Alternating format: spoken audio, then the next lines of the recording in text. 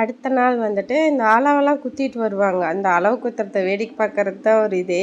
ஏன் இதை போய் வேடிக்கை பார்க்குறீங்க அப்படிலாம் நினைக்காதீங்க.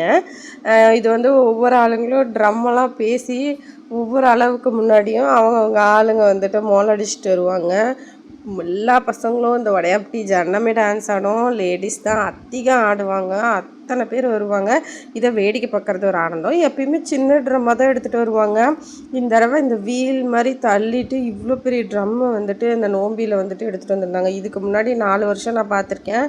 இவ்வளோ பெரிய ட்ரம்லாம் எடுத்துகிட்டு வந்ததே இல்லை. பசங்க ஒரு ஒரு பக்கம் டெவில், அந்த பசங்களோட டெவில் மாஸ்க் ஒரு பக்கம், கலர் கண்ணாடி ஒரு பக்கம், அப்புறம் பொண்ணுங்கள்லாம் இந்த லைட்டு வச்ச க்ரௌனு, அந்த முயல் இது மாதிரி ராபிட் மாதிரி நிறைய எல்லோரும் போட்டுவிட்டு சுற்றுறாங்க. அந்த நைட்டு வெளிச்சத்துக்கும் அதுக்கும் சூப்பராக இருந்துச்சு.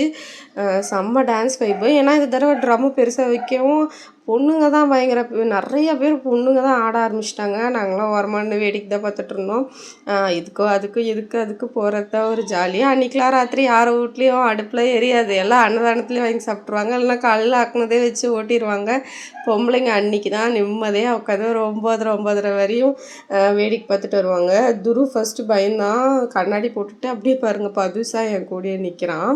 அப்புறம் பக்கம் வர பார்த்துக்கிட்டு அந்த வேல்லாம் குத்துறது, அளவு குத்துறதுலாம் பார்த்துட்டு ரொம்ப பயந்துக்கிட்டான். அதனால் இறங்கவே இல்லை. இந்த அளவெல்லாம் அவங்கவுங்க வேண்டுதலுக்கு ஏற்ற மாதிரி செய்வாங்க. இதுக்கு ஒவ்வொரு பேர் வேறு இருக்குது. கடைசியாக வர அளவு பேர் ராக்கெட்டு அளவு, ஹெலிகாப்டர் அளவு, அதுக்கப்புறம் ஏரோப்ளேன் அளவு, அது இதுன்னு சொல்லுவாங்க.